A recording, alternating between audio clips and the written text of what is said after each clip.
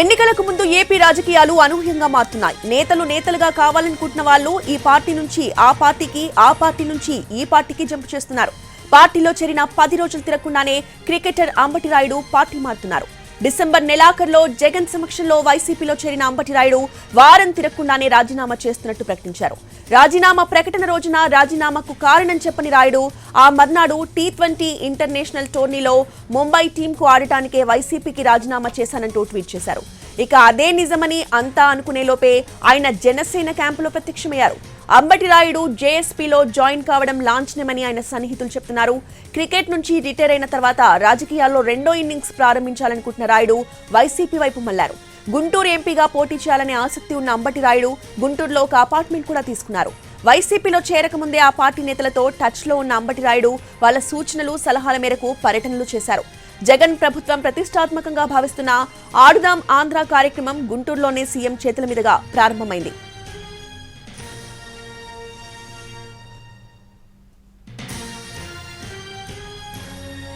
వైసీపీకి రాజీనామా చేసిన అంబటి రాయుడు జనసేనలో చేరేందుకు సిద్ధమయ్యారు. మంగళగిరి జనసేన కార్యాలయంలో పవన్ కళ్యాణ్ ని కలిశారు అంబటి రాయుడు. పొన్నూరు లేదా అవనిగడ్డ నుంచి అసెంబ్లీకి పోటీ చేయాలని భావిస్తున్నాడు అంబటి. దీనిపై చర్చలు కొనసాగుతున్నాయి.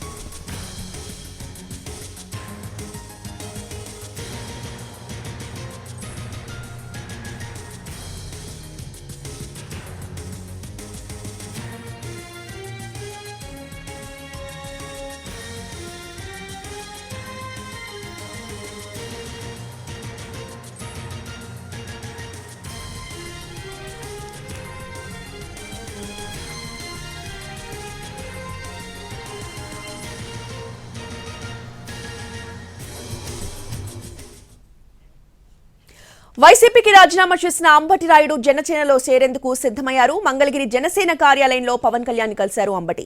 పొన్నూరు లేదా అవనిగడ్డ నుంచి అసెంబ్లీకి పోటీ చేయాలని భావిస్తున్నాడు అంబటి రాయుడు. ఇదే అంశంపై చర్చలు కొనసాగుతున్నాయి. ఇక ఈ అంశానికి సంబంధించిన పూర్తి అప్డేట్స్ మా ప్రతినిధి కృష్ణ అందిస్తారు. కృష్ణ. Thank you. గత గంట సేపటి క్రితం నుంచి అంటే అంబటి రాయుడు జనసేన పార్టీ కార్యాలయంకి వచ్చిన తర్వాత పవన్ కళ్యాణ్తో భేటీ అయ్యారు. అయితే దాదాపు గంట నుంచి ఈ చర్చలు అయితే జరుగుతూ ఉన్నాయి. గత నెలలో వైసీపీలో చేరినటువంటి అంబటి రాయుడు అనూహ్యంగా రాజీనామా చేశారు ఈ నెలలో మొదటి వారంలో.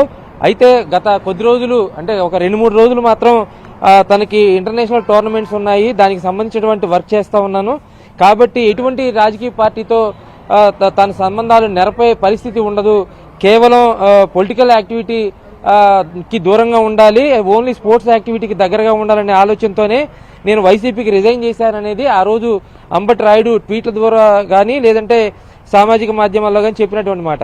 అయితే ఈ రోజు అంటే అనూహ్యంగా జనసేన పార్టీ కార్యాలయానికి వచ్చారు, పవన్ కళ్యాణ్తో భేటీ అయ్యారు. దీనికి ముందు 2-3 రోజుల నుంచి కూడా గుంటూరు ప్రాంతంలోనే మకాం వేసి ఉన్నారు అంబటి రాయుడు. తన అనుచరులతో కానీ అదేవిధంగా బంధువులతో కానీ మాట్లాడారనేది సమాచారం. ఆ సందర్భంగా వైసీపీకి దూరం అయినటువంటి అంబటి రాయుడు జనసేన పార్టీలో చేరితే రాజకీయ భవిష్యత్తు ఉంటుందనేటువంటి సూచన ఆ బంధువుల నుంచి కానీ లేదంటే అతని సన్నిహితుల నుంచి కానీ వచ్చినట్లుగా సమాచారం. ఈ నేపథ్యంలోనే జనసేన పార్టీలో చేరేందుకు అంబటి రాయుడు ఖచ్చితంగా చేస్తూ ఉన్నారు.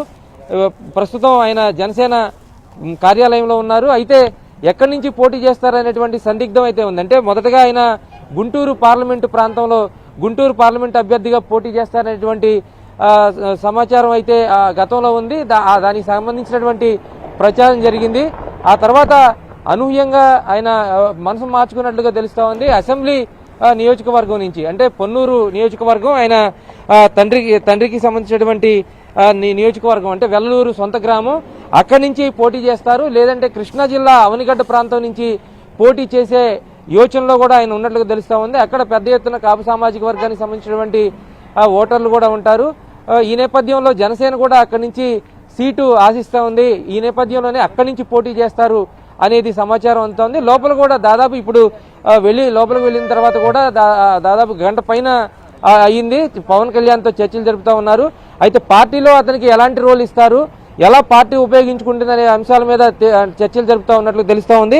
ప్రస్తుతానికైతే జనసేన పార్టీ కార్యాలయంలోకి మీడియాను కానీ ఇతరత్ర ఎవరిని కానీ అనుమతించే పరిస్థితి లేదు కాబట్టి మరికొద్దిసేపట్లోనే అంబటరాయుడు బయటికి వస్తారు. అంబటరాయుడు బయటికి వచ్చిన తర్వాత ఎందుకు జనసేన పార్టీలోకి చేరుతూ ఉన్నారు, ఎందుకు వైసీపీకి దూరంగా జరిగారు, ఎందుకు రాజీనామా చేశారనే అంశాలు ప్రస్తావించే అవకాశం ఉంది. లేదంటే పార్టీలో చేరిన తర్వాత క్రియాశీలకంగా ఆయన పాత్ర ఏంటో తేలే వరకు గుంభనంగా ఉంటారనేది కూడా కొంత చర్చ జరుగుతుంది. మొత్తంగా అంబటరాయుడు తీసుకున్నటువంటి పొలిటికల్ యూటర్న్ ఏదైతే ఉందో అది మాత్రం జిల్లాలో సంచలనంగా మారిందని చెప్పొచ్చు.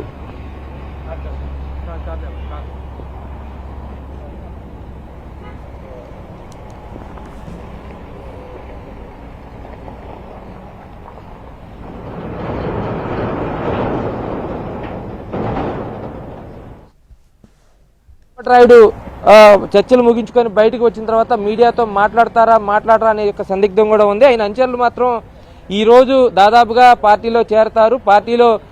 పార్టీ కండువా వేసుకున్న తర్వాత పొలిటికల్ యాక్టివిటీ ఎలా ఉండాలి, నెక్స్ట్ ఏం చేయాలి, పొలిటికల్ యాక్టివిటీ ఏం చేయాలి, అదేవిధంగా జనసేనకు సంబంధించినటువంటి యాక్టివిటీ ఏముంటుంది అనేది కూడా ఆయన చెప్తారు.